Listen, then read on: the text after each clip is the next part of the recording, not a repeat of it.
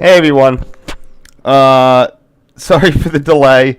This was the night where I was deciding if I should do 10 or 10:15, and then I had a Zoom meeting at 9 that went a little bit long. In fact, it's still kind of going long here. What's going on here? I might be distracted occasionally to have to turn over to that. But anyway, thanks for tuning in. I apologize if I have to have any gaps in service here. So I'm just want to try to get going with this. Today I am working, that seems 1, 2, 3, 4, 5, 6, 7, 8, 9, 10, 11, 12. Okay, that's all of them. I'm doing a 2006 trip to Boston. My intent was to try to catch the Boeing LRVs and ride them. I was partially successful, let's say. This would be in the summer of 2006, possibly in association with the July 4th weekend. Yes, it was absolutely in association with the July 4th weekend. We're going to be starting with some actual stuff. I went up on train 66. I think it's one of my first experiences on train 66, the overnight train. And it'll be tonight. This will probably be tonight and tomorrow. This, I think, is going to be, for all intents and purposes, my last set of photos on my historic old camera. I might be wrong on this, but I'm pretty sure this is going to be the last batch in my creaky old 3 megapixel camera. It is not the last batch of 2006 though, because I did use my second generation camera for the Septimid winter trip, and I will be doing, even though that's a better camera, I didn't immediately change my photo editing style. So I will probably be doing this and maybe into 2007, but at some point I'm going to start running low on content. We'll have to figure out what else to do here. Anyway, so let's see here. So I'm going to get started, and like I said, it's going to start off with a whole bunch of stuff from Penn Station on train 66. One of the quote-unquote disadvantages of train 66. The advantages is to get you. It's it gets you in to Boston at 8 a.m. One of the downsides is it's the slow route to Boston. It's designed to it plays two fiddles. Which is unfortunate because it's kind of the late train out of D.C. and the early train into Boston. But if you do 8 hours, 10 o'clock gets you into 6 a.m. at Boston, which is a little too early. Or even it's not really 10 o'clock. Like leaving Boston or D.C. at 9 or 10, you're going to get into Boston the other end about, if you just went the straight route, like 5 a.m., 6 a.m. So what they do is they run the train slowly. You spend an hour in Penn Station with little to do. The way the train works, because it's a late night train, it's very loud, so it's hard to sleep on the first leg, and you're in Penn Station with nothing to do. So, in these early years, I sort of just wandered around trying to take night shots with a camera that really wasn't suited for the purpose.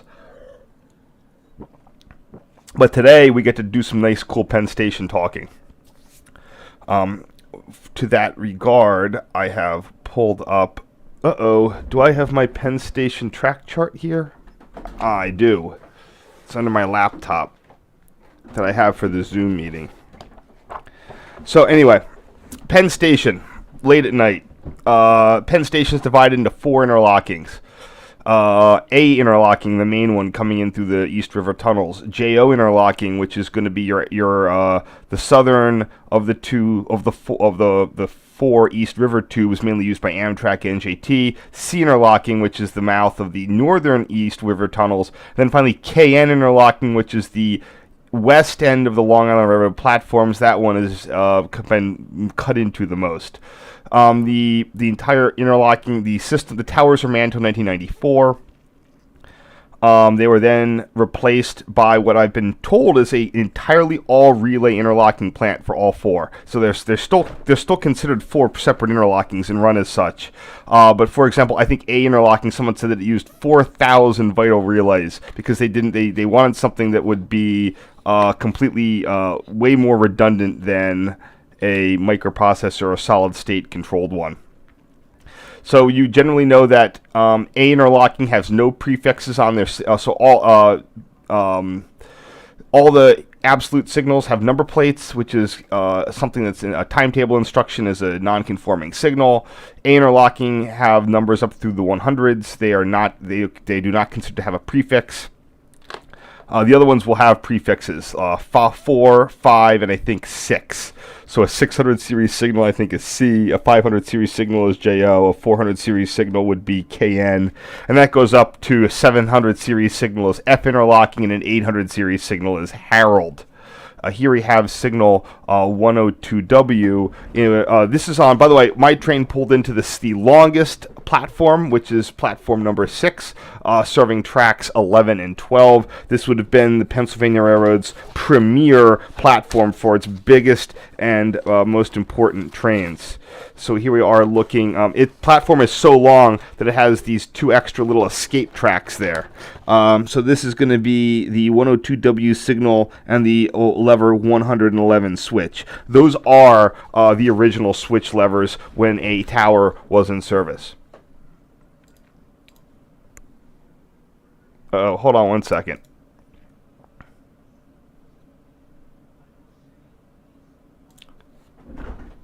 One second.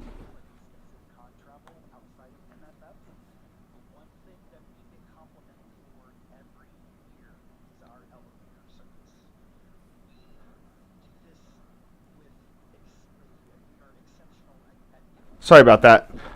I need to look over at the slideshow every so often. So anyway, here we have number 1. This again, it's always night in Penn Station, but here it's especially night. So just here we have the sorry.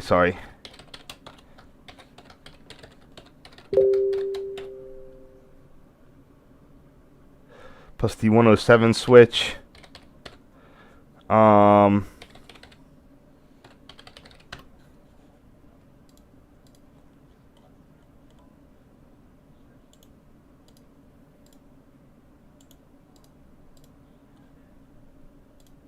Okie dokie. Give that a second.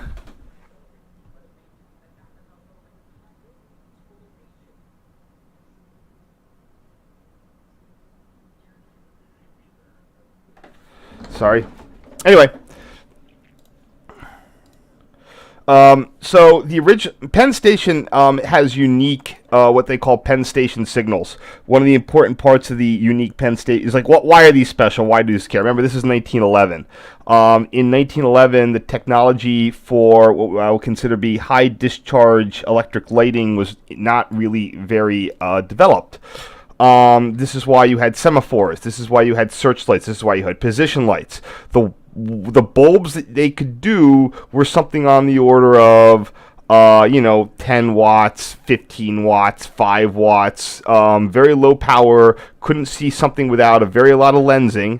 In the case of a PR position light, they used a parabolic lens. Semaphores, of course, you couldn't see that light during the day. You had to rely on the semaphore. For searchlights, again, you had a very, very high throw magnification optic. However, in enclosed underground areas like Penn Station, like Grand Central, like Cleveland Union Terminal, you name it, they were an early test bed for what we would consider to be a color light signal. Mainly, again, they could use lower wattage bulbs with a Fresnel lens. This is not an original Penn Station signal. These are ones that started to be replaced around 2000 by SafeTrain. There's those 2 normal modulars right there, and then you have a sort of triangular one. I don't believe that style of housing is used anywhere else. I believe that's a Penn Station unique type of thing that didn't really catch on anywhere else. It looks like it's going to form into a target. It looks kind of like a USNS NR or a TR, but I'm pretty sure that this is a SafeTrain, and that's not how they do their triangular color lights. Penn Station uses its own signal aspects. It's basically slow speed only. Everything's 15 miles an hour. These can display clear, approach, so basically slow clear, but it's red over green, slow approach, yellow over, green over red, slow approach, yellow over red, or restricting with that lower head down there at the bottom.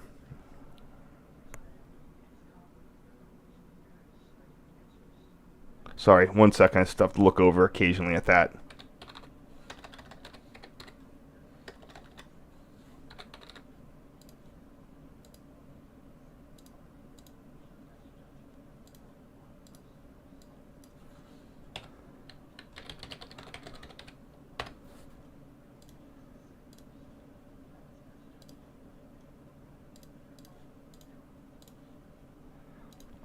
So when I was down there, so if you're on 66, 67, there's not much that's really going to be going on at that time of night. You're going to see some LIRR movements, some NJT movements, but the one train that will show up late, and I need, unfortunately, I have to, wait, where is this? Nope.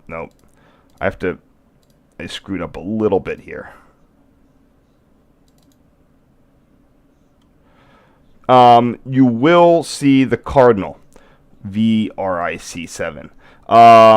I forget who owns this private car. It's Kichigami Club. It's fairly well known. But I just wanted to get the actual reporting mark on it because I don't want to identify it by name.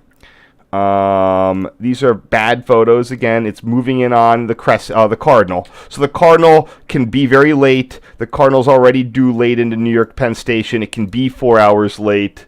Hold on here. So anyway, if you are on 66, 67, you might see the Cardinal arrive after you. In this case, they had a PV on the back, Kichigami Club. I forget who owns that. It seems to live around the Philadelphia area. I'm not sure if it's a Bennett Levin. I'm sure someone in the chat can go look that up for me. Oops. There we go.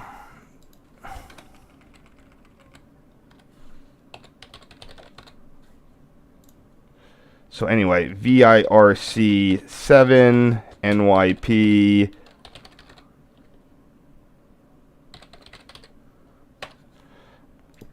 So I'm just trying to get unfortunately Penn Station, except in certain areas, is rather challenging to get photos in.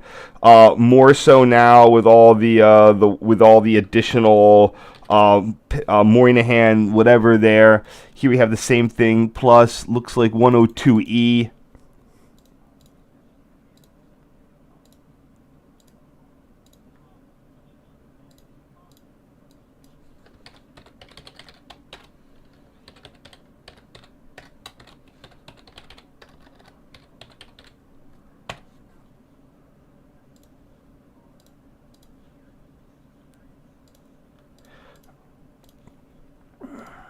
Okay, here's some nice photos I was able to take. Surprisingly good because I was able to lock the camera down on a stanchion at the end of the platform. 2 years later, I'll be back in Penn Station. I got arrested doing the same thing. That resulted in a variety of payouts, but it was still, not the most pleasant experience. See, that's the thing. Normally at Penn Station in the post 9/11 era, you try to take any sort of photo and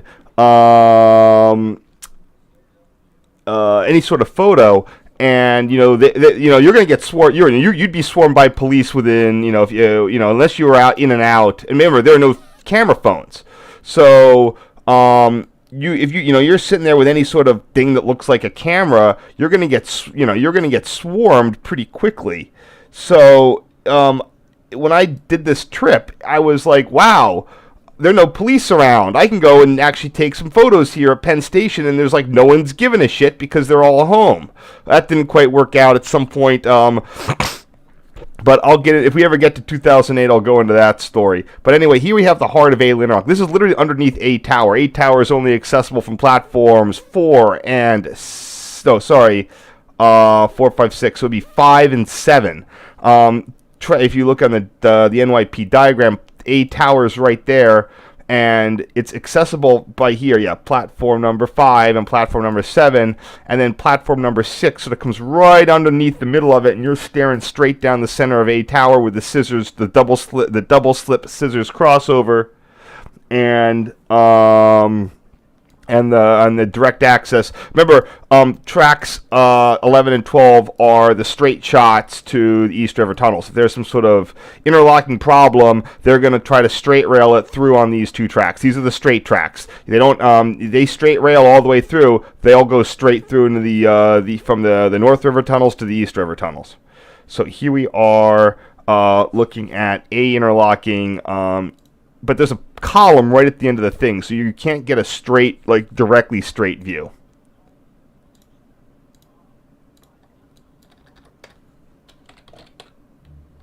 And this is night. This is before they built that hotel overneath the gap between 9th Street and 10th Street. So this is a legitimate night shot into that what used to be the open air area west of Penn Station.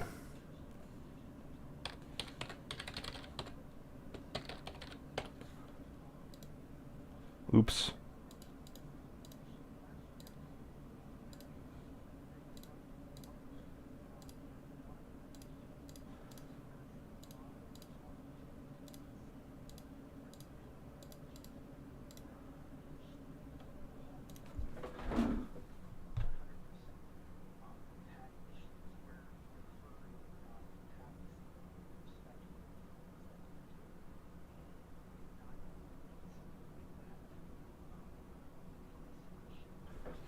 Okay, sorry about that. Every so often I have to listen in to see what's going on.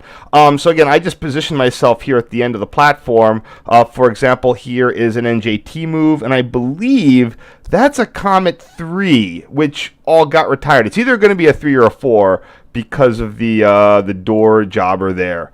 I'm pretty sure the Comet 3s were still in service at this point. I'm not 100% sure. I don't know why they decided to just retire them randomly, because again, NJT, their whole thing is it's cheaper to buy new than to maintain it.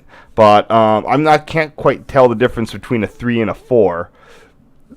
If someone can let me know, but I think I'm just gonna assume that that's gonna be a 3. Just why not?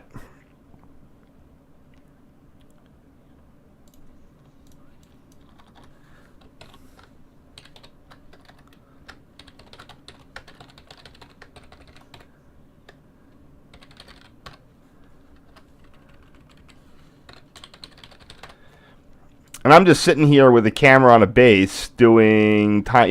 I've always had a thing. I was like, when I was like, I'm not like a crazy power user photography guy, but at the same point, I had a friend who early on who knew some stuff. Was like, yeah, you can set the shutter length, and then it makes all these then you can do things at night. I'm like, oh wow, that's really cool. And then when I got a digital, it's like, oh wow, I can just try it again and again until I get it right. So I always liked, it's just like it's the easiest. Like doing night shots with the longer exposures is the highest cost benefit ratio for camera. Learning how to do a camera thing. It's pretty easy, and it gets you the most interesting photos.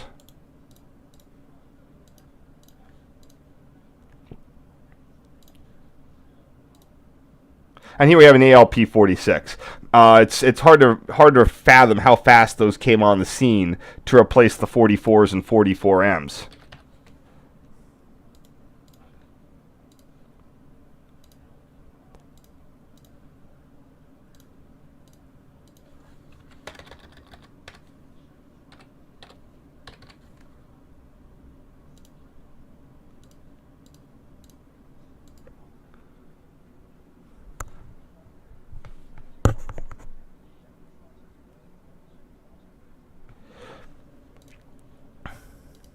Sorry about that. Okay, again, here's the other side. This is interesting because you can see access up to the West Side Freight Yards. Again, these are currently being covered over by the West Side Yards project. But again, this is even with a 3 megapixel camera. This is some pretty nice detail looking into the tube. One of them, it looks like it's being used. It's down for maintenance. This is all pre-Sandy, by the way, when the tunnels weren't completely falling apart. They were only kind of falling apart. And then there's Empire Connector, East River tube, North River tubes 1 and 2, and then your West Side Yard ramp. It's a really nice photo, by the way. It's definitely has everything that you need there.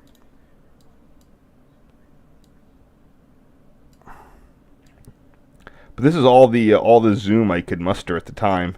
And again, you can't take this photo anymore, not because of policy, just because they clobbered over that they clobbered over the whatchamacallits there. Sorry, they paved over that whole area.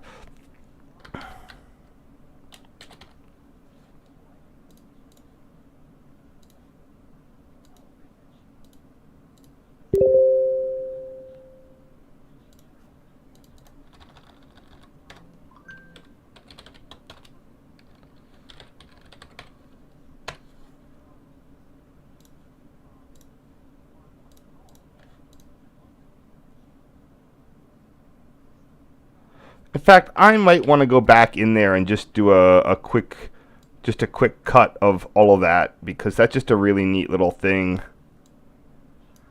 A thing to see that I'm not going to be able to zoom in on that, but I just want to grab this out as its own little whatchamacallit thing here.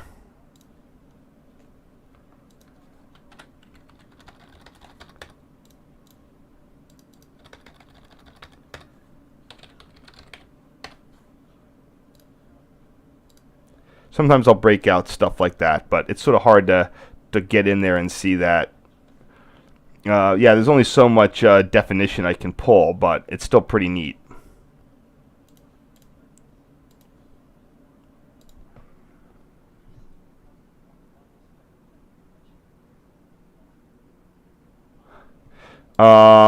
Here's again. This is the best. I think this is the best I can get for a straight look down through the A interlocking, the scissors crossover. If you look on my Position Light blog, I found a video, a Pentex NEC video that had footage from A Tower when it was still in operation. Yeah, this is like, you would not know that this was a slightly skewed image. So this is just super beautiful here.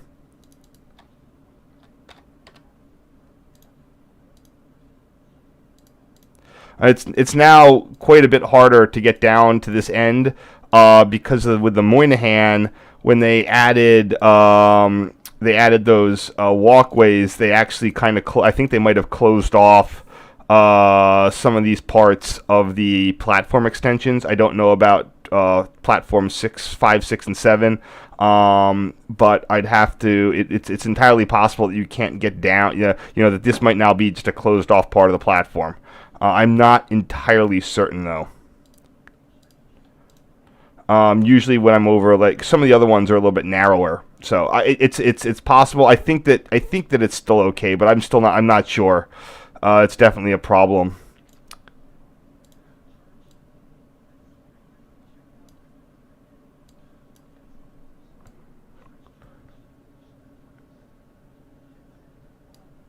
Sorry. Yeah, I'll look into that. Again, usually when I'm down on one of the other ones, like a track, one of the lower tracks, because like the platforms are so narrow that when they put in these like things to Moynihan, they just like put like, there's no room to really pass. You can, but they'll just put like a no passage here, and you can't get to the end of the platform anymore. So they kind of cut off a number of car lengths of platform capacity. I'm just not sure. Again, which ones were affected. I'll look around. In general, though, the platforms are a bit more accessible because that new Cuomo concourse, that's the one that's not like the Moynihan. It's between Moynihan and Penn. It was the thing that was open first, and there's almost no access control there. And you can get down to the platform very easily. There's no one really snooping around to yell at you. Unlike if you try to queue up in the sheep elevators in the other thing. I'm just going to kill that one because it's soft and unnecessary.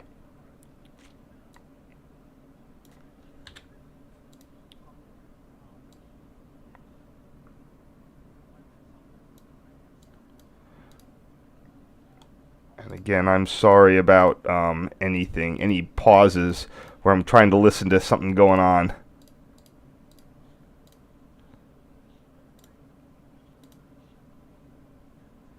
What the? Come on.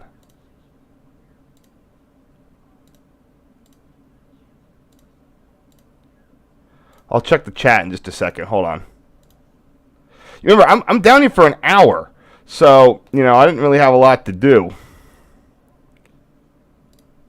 What's going on? Yeah. Region 66 is kind of the night out. It used to be like train 10 and 12, like the mail. They had a mail train. That was train 190 was the mail train. The 66 was the Federal, the Night Owl, whatever they want to call it, the Twilight Shoreliner. It's had a whole bunch of names over the things. Okay. Kitchigami Club kind of looks like the Bennett Levin one, so people sometimes assume that it's a Bennett Levin train. What's called Wayne? SEPTA main line between Newtown Junction and 16th Street. Yeah, that's Wayne Junction. It's generally called SEPTA Wayne. It's been broken off. There's a Huntington or Hunt interlocking that used to be part of Wayne interlocking. But Wayne was turned into a was re-signaled in the Reading era, and it maintains its generally maintains its Reading era configuration. Used to be Wayne Tower was active up through about 2003. Oh man, getting hassled by cops just for taking photos is something that still happens, but was something that used to happen a lot. It's one of those things that gives you a healthy disrespect for what law enforcement's up to.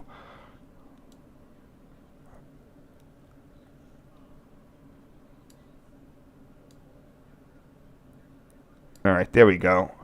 So here we have the right-hand side of the rear half of A Tower.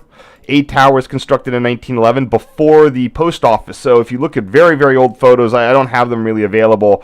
This was a standalone building with a terracotta roof. When they built the post office on top of it, they just sort of cut the roof and left the tower there.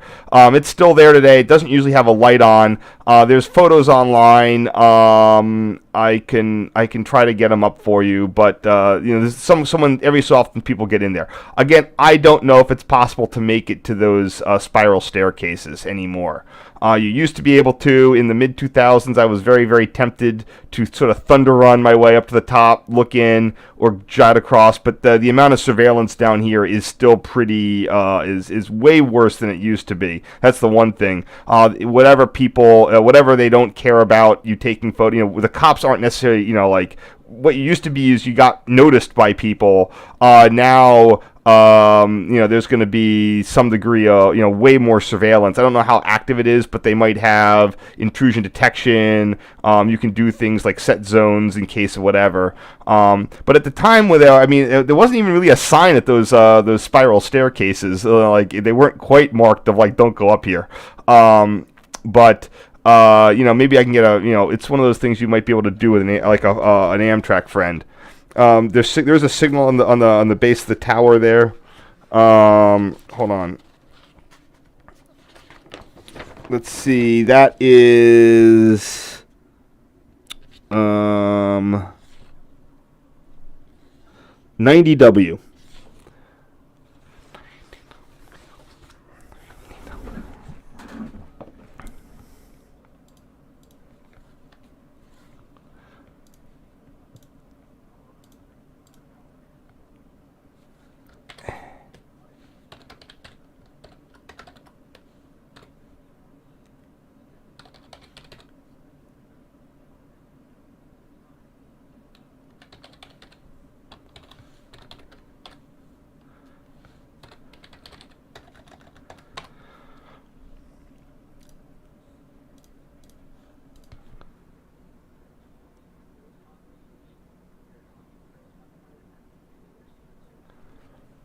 All right, sorry. Here we have the other side of it, the right hand side of the tower. Note the LIRR movement moving by there.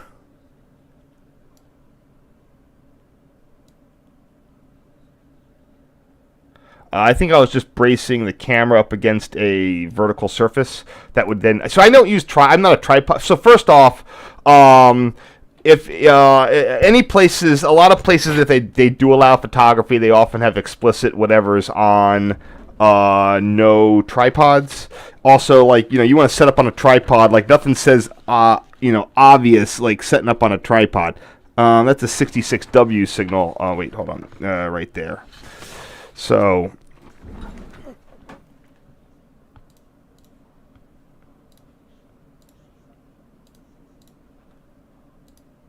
One second. 66W. Right.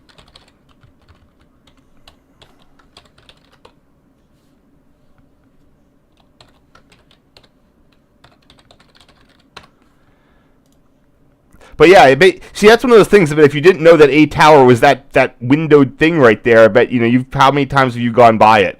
Also, it had these spiral staircase accesses from the ends of the platforms either time. Again, I got to go back in to see what the status of these platform extensions were. That's been another thing I've been noticing. Of SEPTA, a lot of places have been throttling as they've been ever reducing the size of the train, possible train sets. They've been fencing off more and more of platform ends. Excuse me. This was probably that ALP 46 that we saw entering before, 4601. I forget when these really went into service. I mean, for all I know, this could be like right after it was delivered.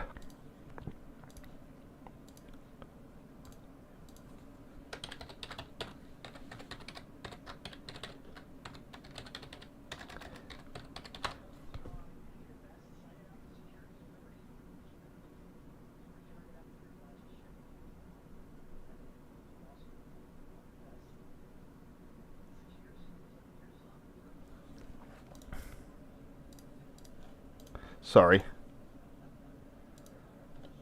Here we have Kichigami Club again. Now parked.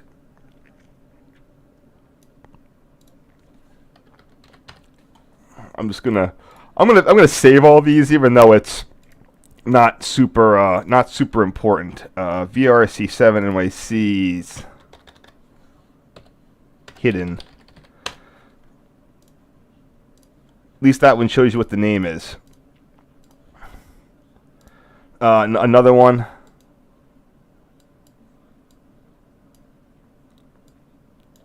I gotta rename that other one. I don't know where I was at this point. Like, I mean, I know I'm in Penn Station, but I don't know exactly like where I was, like how far up or down the platform I am. So I do walk the length of the platform.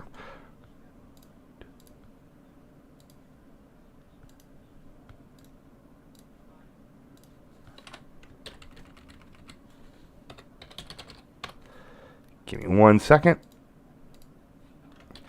This I have seen this private car to a number of times. And one more photo of it. Don't know why and you can notice the clock there. This is the real deal. Saturday, July 1st, 2:14 a.m. There's a Simpsons reference I could make, but this really might not be the right forum for it.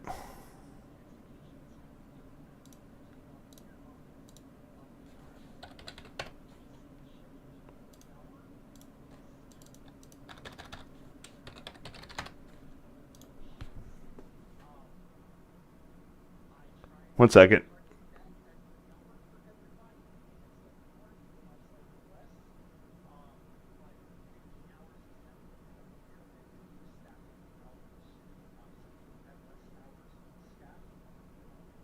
Okay, sorry about that.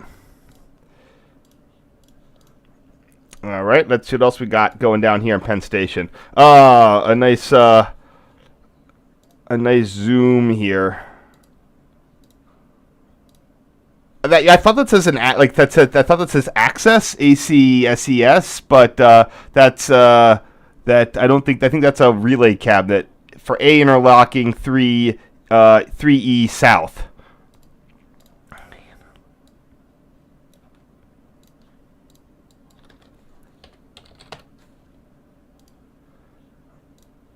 So this would have been about 15 minutes. The train is officially here from 2 to 3 in the morning.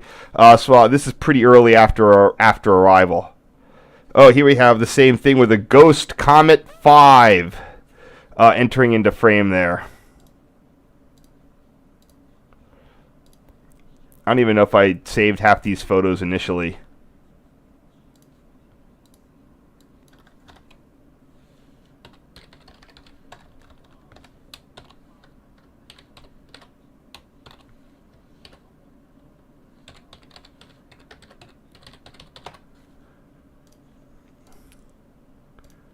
Me goofing around with the camera. Oh, hey, here we go. Here's a nice one.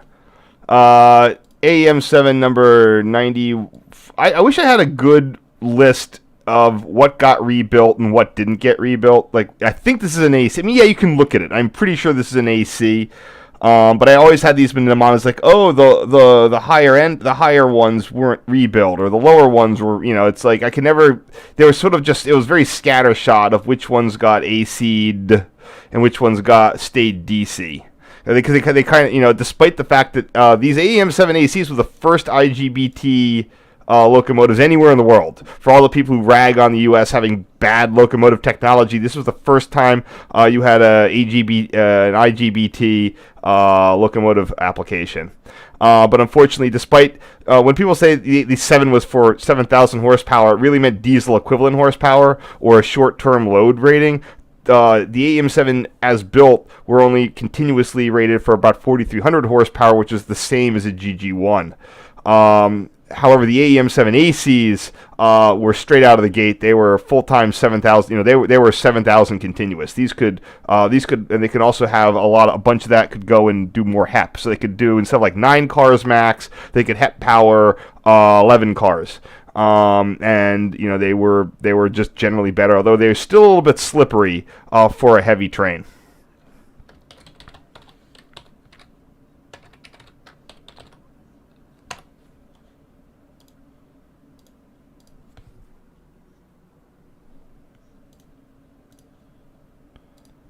So here we are now looking at the far end of the NYP bathtub. This is looking through the south side of JO interlocking. Unlike the Long Island Railroad side, JO is not immediately adjacent to the platform. There's some stuff, and JO is kind of that thing way, way down there. So I'm going to try to cut off some of these lights and see what I can improve this photo with. Now, one thing I do want to point out that there is an original 1911 Penn Station signal in here. And he's right there. You can tell they're much more rounded. They have the little catenary shield there when someone's working on it. We're going to get some better views. But this one is 510E, or 518E. Like I said, they were renumbered. So this would have been probably the 18R or L. This would have been 18 on the interlock, the C-Tower interlocking machine. They came through, put a 5 on it when they redid it. And they put a plate, again, in this very complicated junction. Especially when, in GG1s, there are many times that the engineer had, basically couldn't even see. You had to have 2 people to spot all the signals.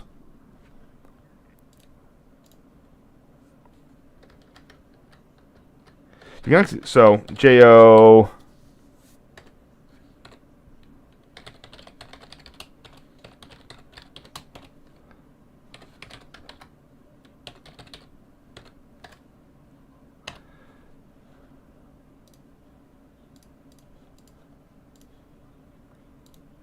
and he would just have a wider thing of the JO interlocking. There's still a bunch of those Penn Station signals. I don't know how much. There's one. There's 522E and 518E.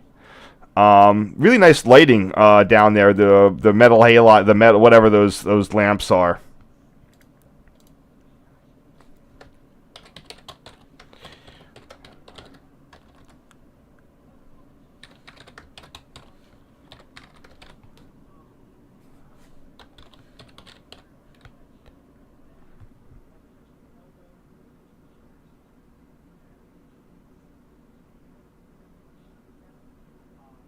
One second.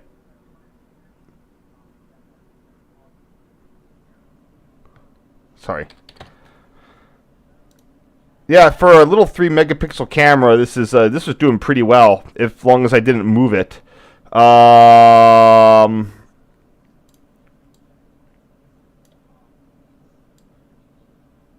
you can see a rebuilt signal right there. That would be... I have this to look at the diagram that I have. I have a quick reference diagram, but it's not with me. So I have this giant fold out. That would be the 518W. So yeah, so every so often you'll get signals like Normally the east and west, like the old USNS EW system, would have them at opposite ends of the interlocking, but every so often you'll get them like literally back to back. I see that in Harris as well.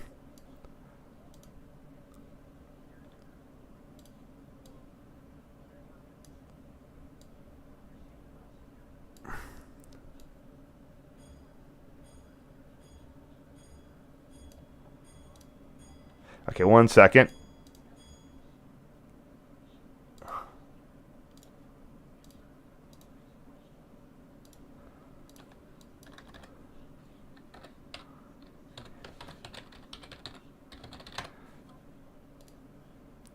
I think we've hit the end of this this set. All right, I'm gonna go back onto the thing, see what's going on. All right, we got questions.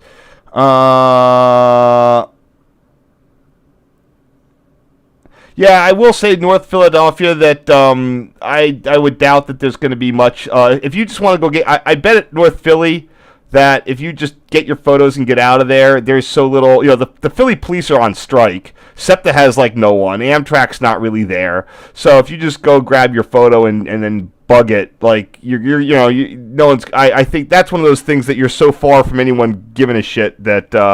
I'm going to treat those things as if you don't camp out if you camp out on the North Philadelphia platform and stay there for half an hour, someone might come and bug you. But if you just roll in, get your photos, and then leave, you're going to be like no one cares.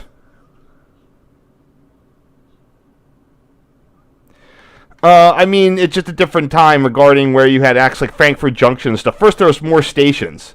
A lot more stations. I mean, and now, I mean, they've been fencing stuff off still. So it's sort of just like there was just always just a general. There was no surveillance back. There was very limited surveillance back then. The cities were generally just seen as whatever. If you weren't there actively robbing things or setting things on fire, the cops were so full of just every other problem, they weren't going to bug you.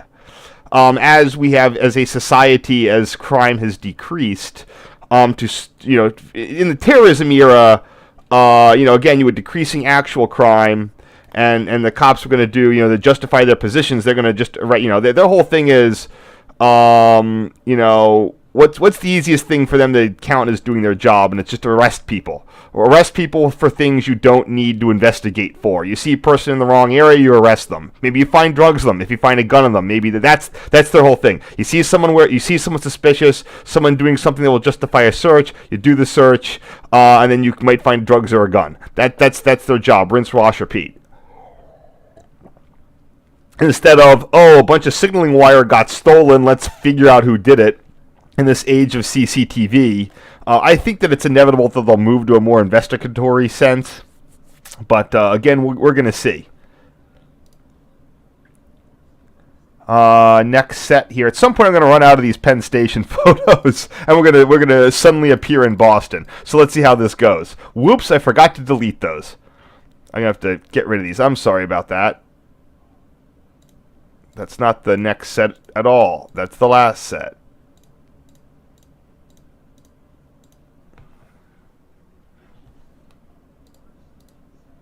Boy, that Zoom meeting's still going on. It's kind of a thing for an orientation for new people, which I am not, so some of the content is not necessarily applicable to me.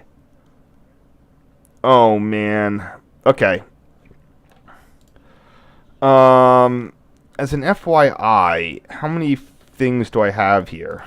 107. Eeks. So I can't do a short night tonight. I might get stuck with a long night.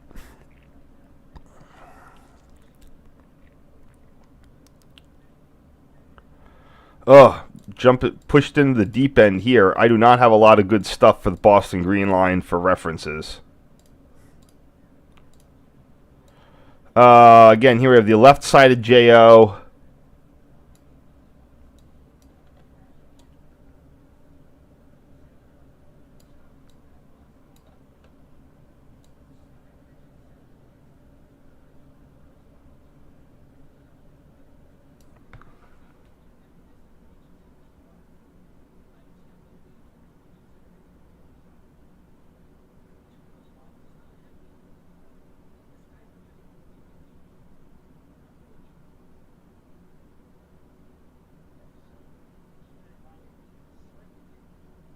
One sec.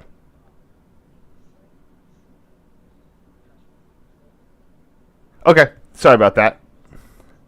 Like I said, I'm warning you. Occasionally, I'll have to try to listen into something that's going on my my other chat there. So again, this is the other side of JO. Again, 554E would have been the original 54 something L or R signal.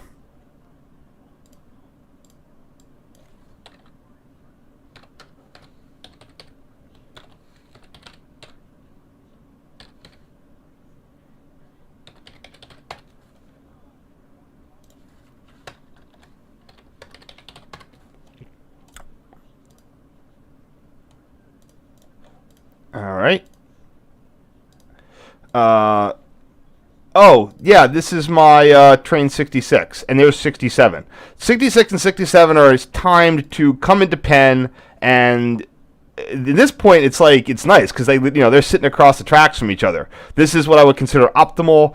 In other years where I've taken 66, even where I don't get into trouble, they don't tend to do this. I don't know if I got lucky. I don't know if on other nights I have gotten unlucky. But in this time, they put 66, 67 next to each other. It does help them with a little bit more access control. You only have people on one of the platforms. So I don't know what their current train 66, 67 policy is. In general, 66, 67 is a policy failure. They should have a late night train leaving Boston, and they should have a later night train. Like, they should have a midnight train that leaves Boston and DC, and then gets into the opposite of those at 8 a.m. And they should have a less late night train that probably just goes to New York. So these currently leave, like the last train to New York out of Boston is 66. Oh, sorry, I was in 67.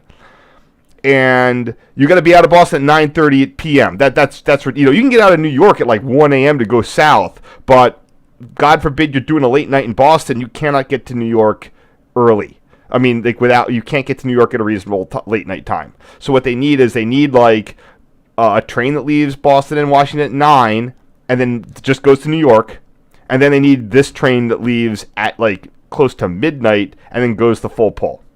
But that's going to be one extra, God forbid they run more trains.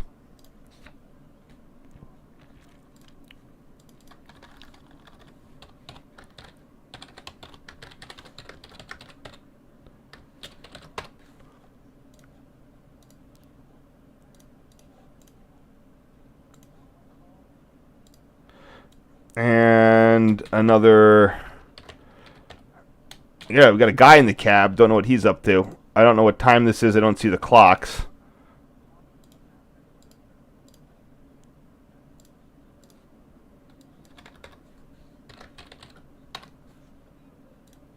I love that Heritage baggage car, by the way. This is, again, well before they came in with those new Viewliner 2 ones. Sometimes you could see the paint start to rub off, and like Union Pacific and other of the Heritage names would start showing up. I have a photo of that somewhere. All right, we have jumped all the way almost to Boston. I'm not sure if I slept all the way, and then, again, this is before they put the business class on the back, so you could just, roll to the back car and get any photos you want.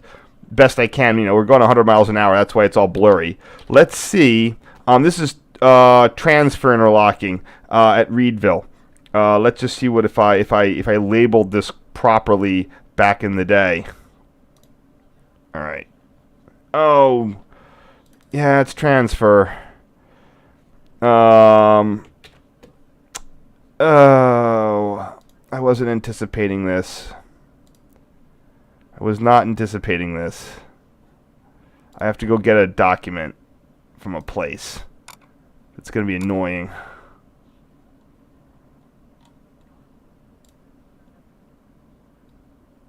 Come on, where is that? There it is. I know which document it is, but I hate having to refer to it. I've been having to refer to it recently, and I just don't like it. Oh no.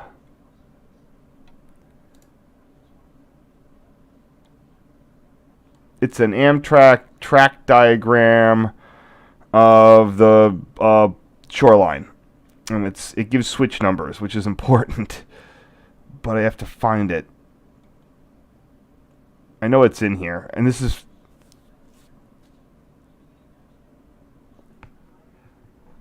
One second. It's like for one goddamn photo, I have to pull up this stupid document. You know what I can do? I can just search my my photo archive for anything transfer. By the way, it's called transfer because when they built the Southwest Corridor, here it is. This will give it to me. That's the 13 switch. In fact, this is the exact same location, just a better photo. So the reason they call this transfer is because in the 1980s when they were rebuilding the Boston Southwest Corridor. In fact, I'm not sure. Wikimapia might still be down.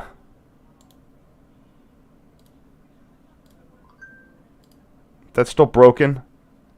Yeah, Wikimapia is still broken. But here's what I'm going to show you. All right, now we're getting out of Penn Station. We're going into Boston. So in the 1980s, I can't see the diagrams anymore. They thoroughly rebuilt what they called the Southwest Corridor. That runs from Back Bay. It was the way the New Haven would run in. But instead of being an elevated stone viaduct, they depressed it. They built rapid transit all the way out to Reedville. So how did they close that for multiple years to rebuild it? How did Amtrak get to Boston? Well, it's pre-electrification by by a decade or more.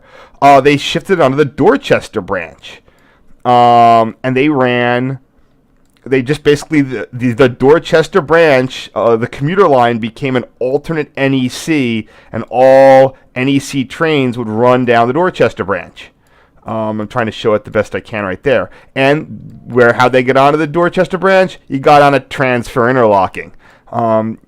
Rolling up that, there's the ramp, up the Dorchester branch, on, wow, they even have a little diamond, that's weird. And you would just zip right on there, and then off you would go to Boston. It might have looked different back in the day. That's why the Dorchester branch had cab signals before anything else in the area. So, just a little bit of history for you regarding how Boston, the NEC Amtrak going into Boston. By the way, this is still that's still the last location where you have H5 searchlights on the NEC. They're New Haven small target style with H5s, both there and on the other ramp. Those are the last searchlights on the NEC. They're still there today.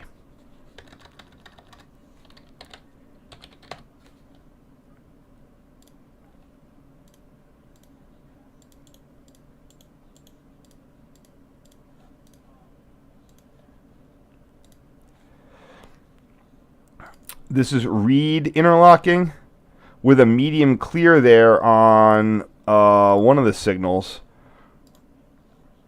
That's going to be track 1.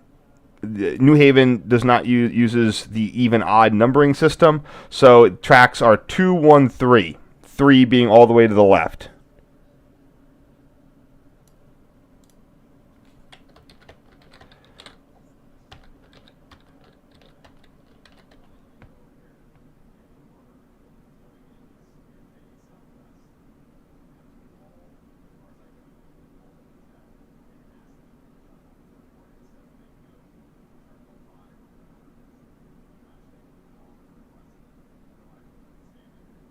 Sorry, one second. So this, I'm sure, is READ interlocking.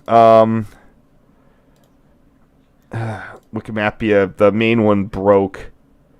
I had it loaded. I tried to reload it, and it just broke.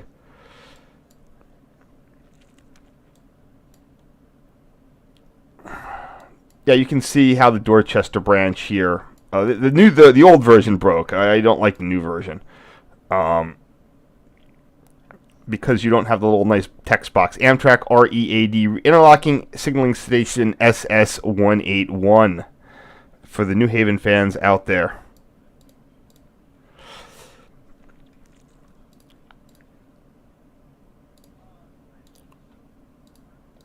So Amtrak, read, southbound, gantry, track 1, medium, clear, done.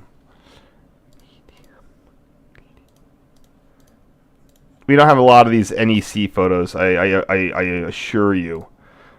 But I just took a few as we were heading inbound.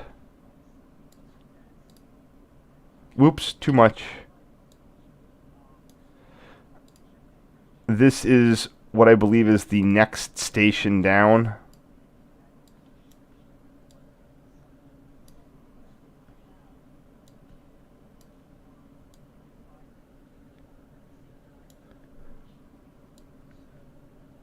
There we go.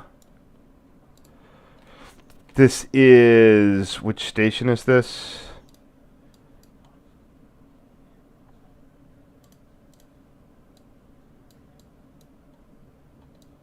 I think it's this whatever this station is there. Hyde Park.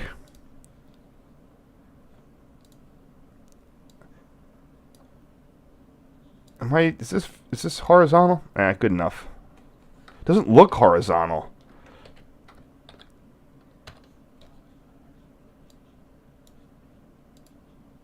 Yeah, it looks a little bit better.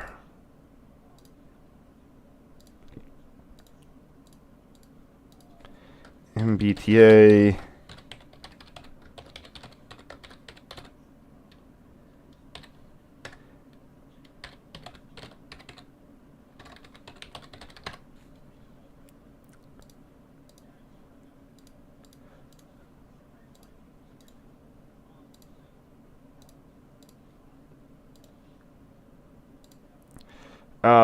MBTA train, of course. That's not going to be an 800 series. I don't know what series of car that is. Oh, it's going to be, I think, a 1700. If it's the bi-level. Are those cab cars all 1700 series?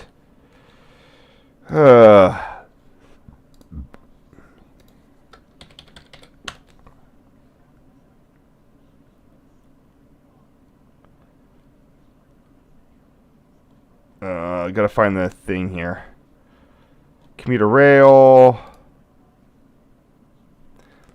Wikipedia is a pretty good roster. Coach fleet, locomotive fleet. Kawasaki.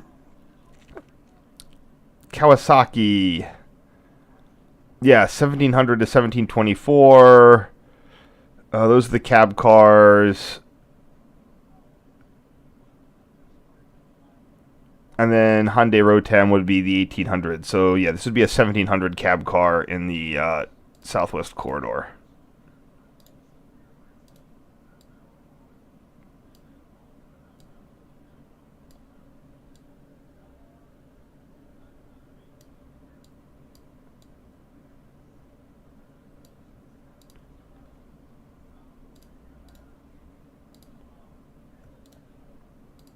Sorry.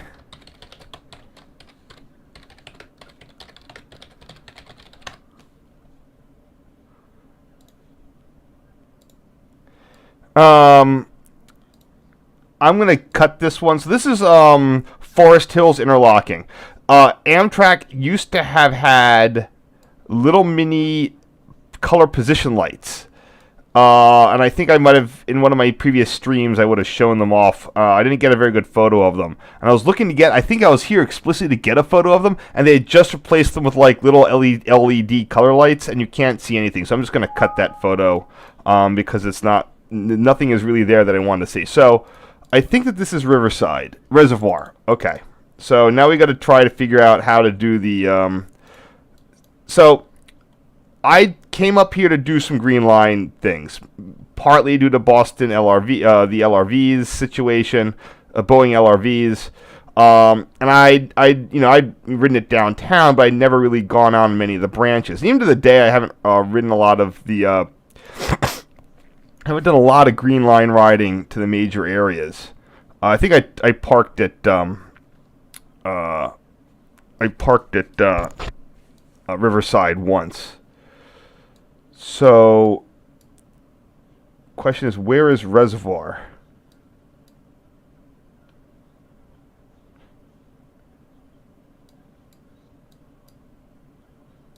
Oh, that looks like a reservoir. Newton Center.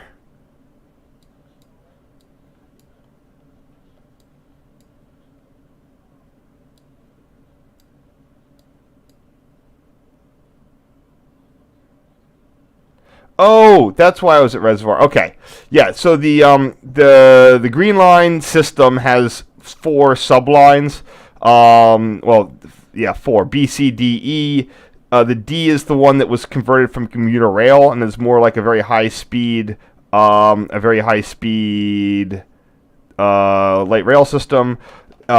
E, C, and B are more like street trolleys, but they have central reservations. B and C meet the D at Reservoir, and you can see there's a very complicated trolley type yard. So this is the first place that we went to get off and get some photos. So this is a midpoint. It's just a station on the D, but it's the terminal for the C and the B. Or at least it's a terminal for the C, but they have a diversion route that'll get you to the B, get you over to the B line. There's the B. The B has its own yard.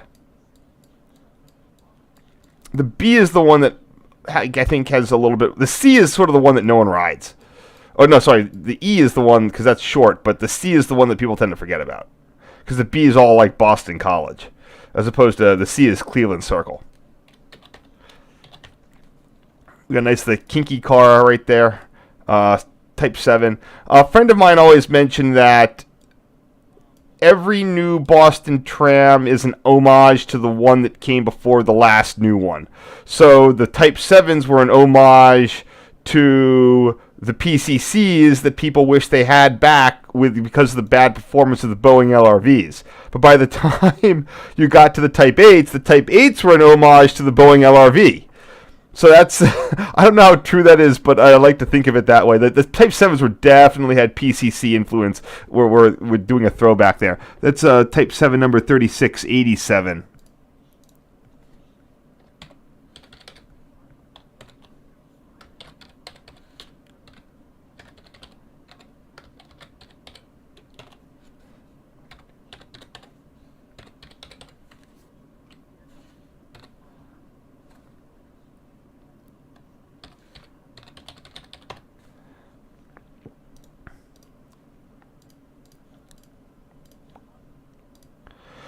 This is just a GRS electrically locked switch here.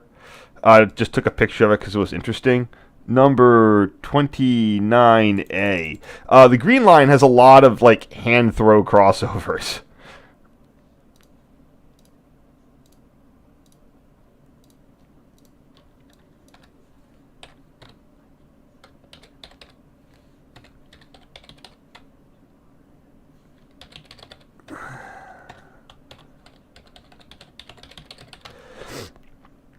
I don't know what they're doing with the new ones, or if they're threatening to do some sort of CBTC or safety systems or whatever. Right now, it's they run it. They can't. They don't have enough capacity to run it with CBTC because it's all pretty much run on visual downtown, and CBTC doesn't have enough fidelity to get the trains as close as they're operating right now. That's why you get occasional fender benders, but again, unless the operators are really going crazy. I think they wanted to put in something that would just have some basic ATS, just in, for egregious safety violations. But don't take my word on that.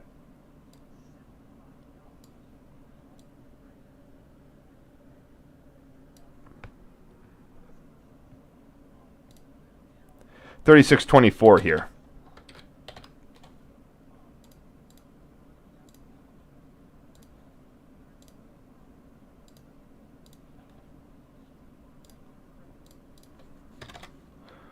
There were a number of orders of the Type 7s. There was like an initial one, and they built some additional ones later. I don't know which ones are which. Again, here we just have the Reservoir junction between the D line and what gets them into the C line yard.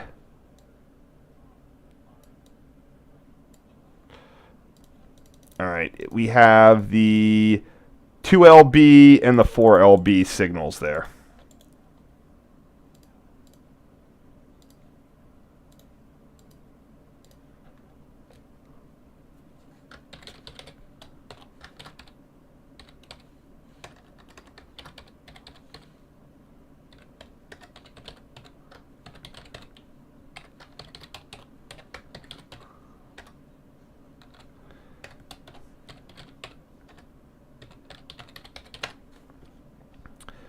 Sorry, I don't quite have as many my high depth of anecdotes in this situation here.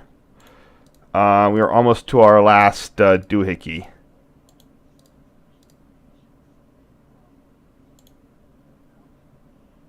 Uh-oh. Might have a problem. Uh-oh. We have a big problem.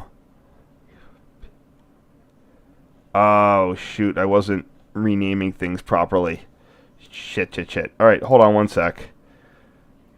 Ah.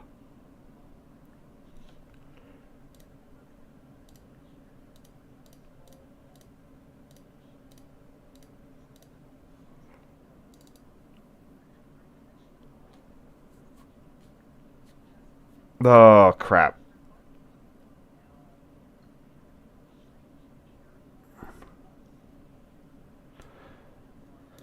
I did the thing that I always try to avoid doing.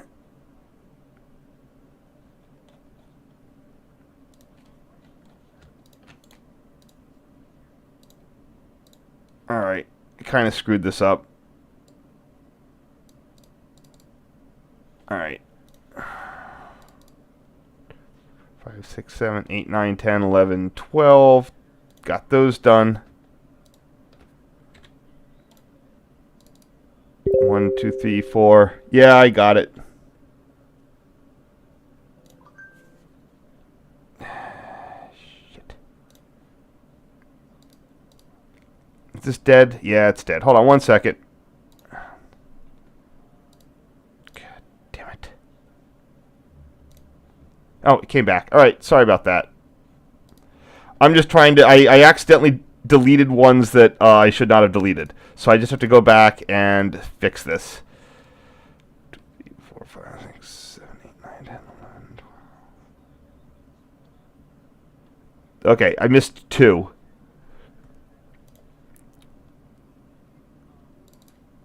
So it's not so bad like I thought. 33 and 34. Nuts. Alright, let me just do these real quick. Now, these are going to be out of order, unfortunately, in the photo list. So I just want to give you guys, here's just a quick show of, back to Penn Station. Here's a modernized Penn Station signal made by Safe Train, part of their modular stuff. I think it's, again, unique to Penn Station. One thing to look at right here is these squares in the roof were actually glass blocks that would allow daylight down to the platform. They've been long since paved over, but that's an original 1911 Penn Station feature.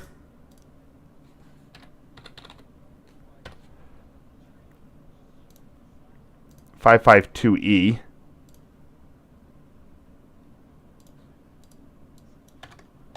(552E).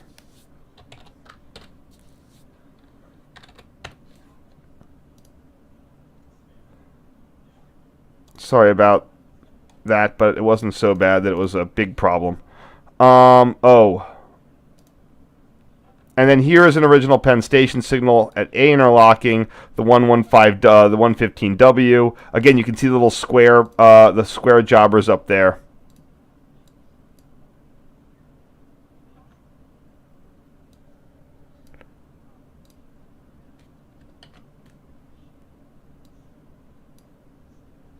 Just want to show a little bit more.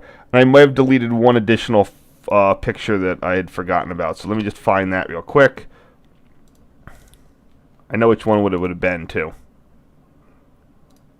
Alright, 115W. And this, you can tell, notice how round it is. It's cast iron. It's not segmented. Again, same slow clear, slow approach, restricting and stop is what it would give you. And again, this was pioneering for the time for color light signals, but it was only made possible due to low, the low output in a dark terminal.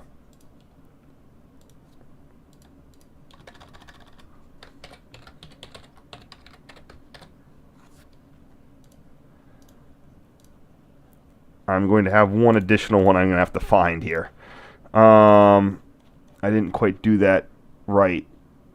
13 is the one that's the problem. That's going to be a problem.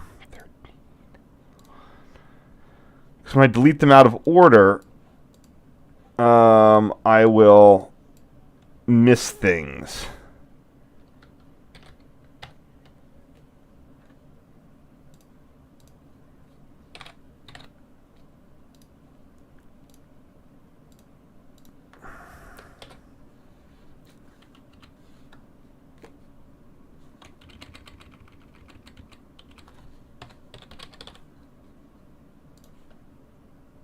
There we go. Fixed my mistakes.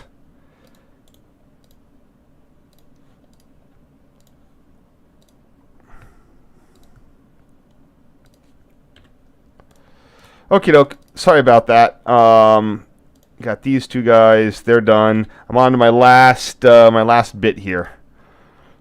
Oops. 44.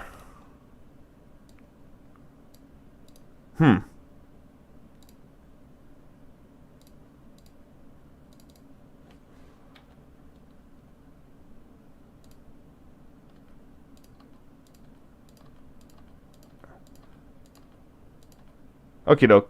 Just making sure I got everything good there. Alright. Let me just double check everything.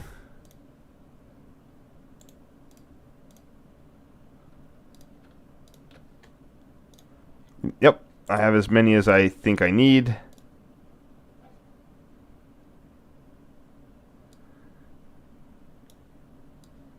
Thank you for bearing with me here. I apologize for the delay and the other stuff here, but it should be on a roll now. Get this done. And as you can see, the Type 8's little preview, we're fully involved right now. This is my only time I've ever been out here to Reservoir and Cleveland Circle. I even need to get out there again. Yep, there's 3624 again. And who's this other dude? 3601.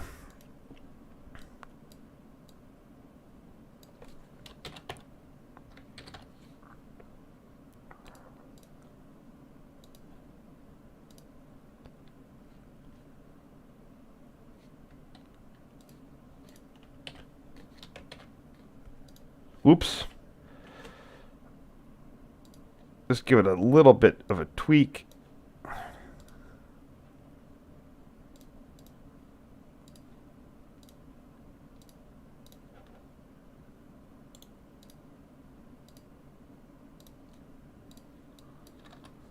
$36.24 plus $36.01.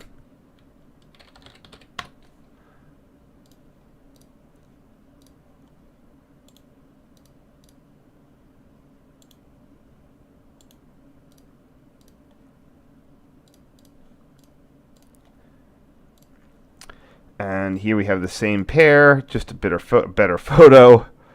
That looks good. Don't need this catenary support in there.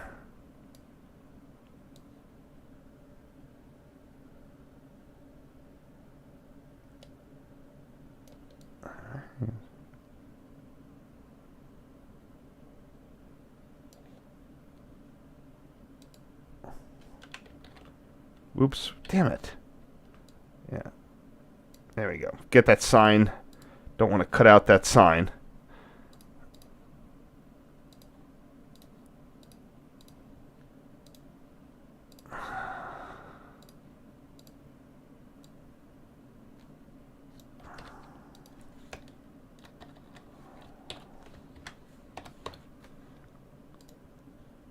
Sorry about that. Yep, just kinky cars here on the MBTA.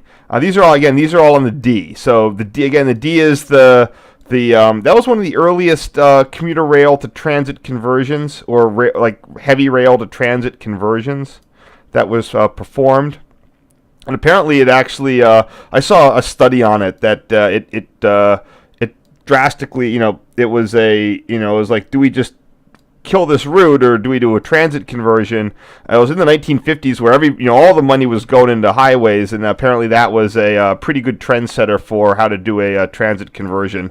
Definitely increased ridership, increased property values, etc.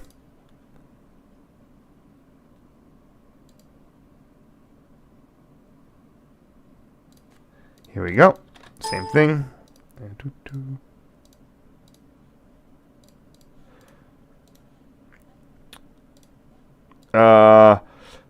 we have the yard lead. I don't know what switches those are, unfortunately.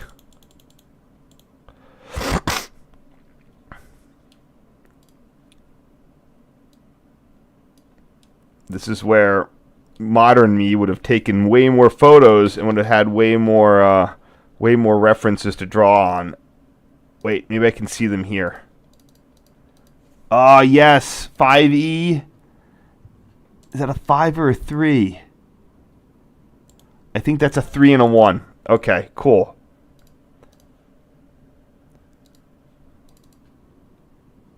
Yeah, that would be the W's. Okay, great, great. I'm on it. Thank God.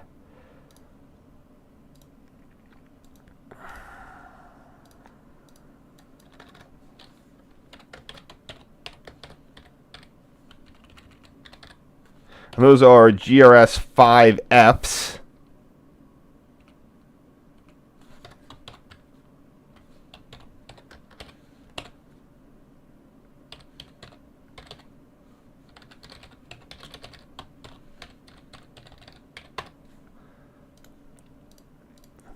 So for anyone else who wants a primer, the GRS Model 5 line, A's and B's were tower controlled with the little slopey.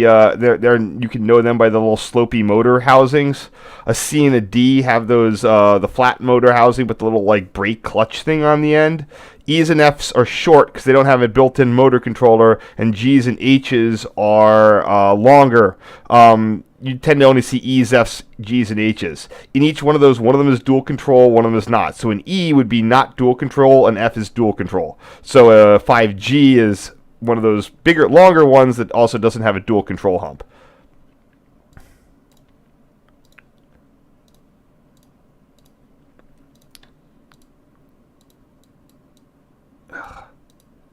This is the 1 and 3 E switches. Plus yard. Oops. It's the eastbound angle.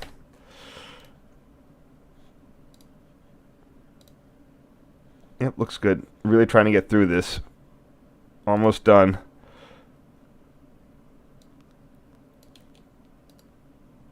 So this was my first stop. So we first stopped off at Riverside, and then we proceeded on to, stopped off at Reservoir, and then we proceeded on to Riverside.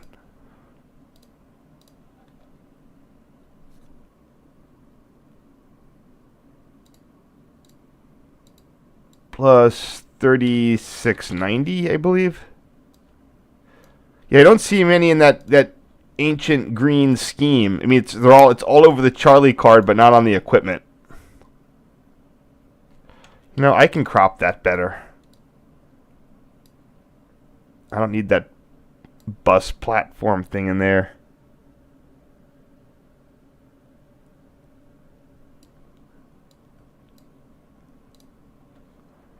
There we go. That's much better.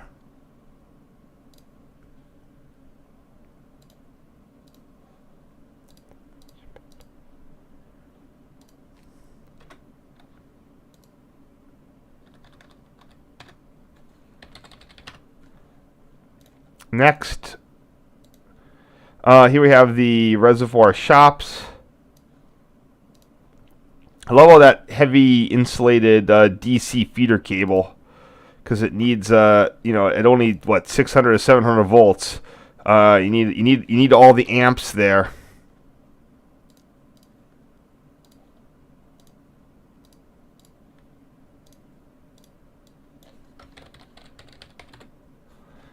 What is this? Tracks 5, 6, 7, and 8. 5 to 8, eastbound.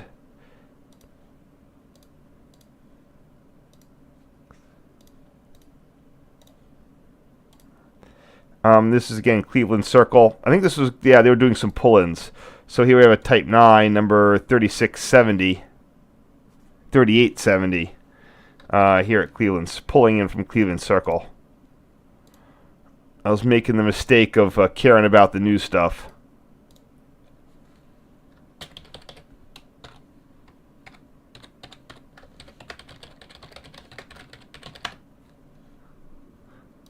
I misspelled circle.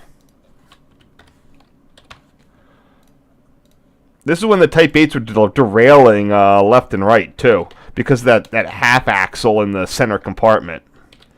Oh, I saw it there. Their new plan for the Type 10s is just, like, give me a break. Like, with, like, a 7-segment LR. Like, that's going to be crazy difficult to maintain. Like, 7 segments? Are you kidding me?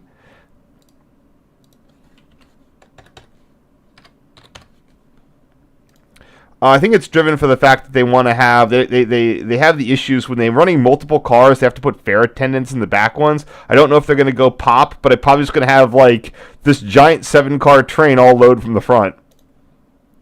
Good luck to them. All the fucking transit jerk-offs are all loving it.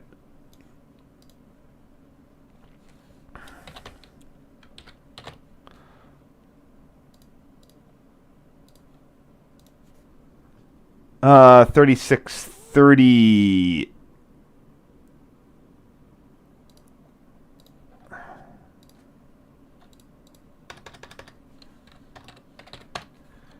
Definitely getting good photos in here at Cleveland Circle.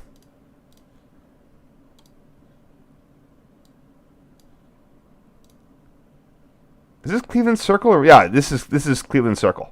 Not Reservoir is a distinct station from Cleveland Circle.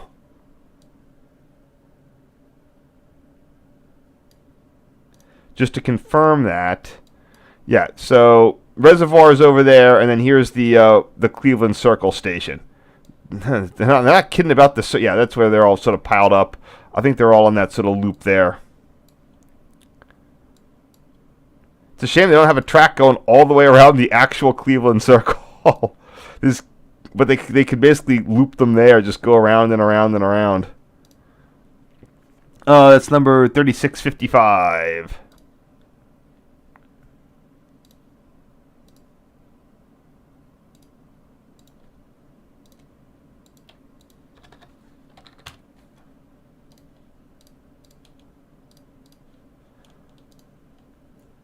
And 3670, also a Cleveland Circle. Again, these Type 8s are brand new then.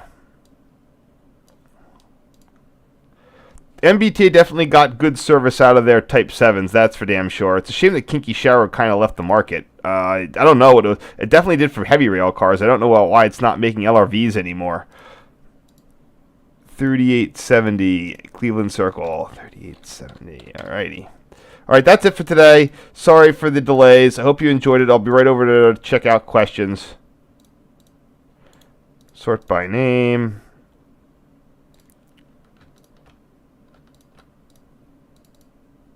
Yep. And we'll be back tomorrow for the conclusion of this. Anyone in the Philly area, I'm going to be at Croydon tomorrow taking pictures of whatever Amtrak calls the Thanksgiving service, which is not anything special. You know, it's a preview of the future, only now with, you know, only in the future they won't even be able to add cars. So, there you go. Yeah, if they, you know, follow through on their threats. Let's see what people are saying about me in the chat. Blah, blah, blah, blah, blah.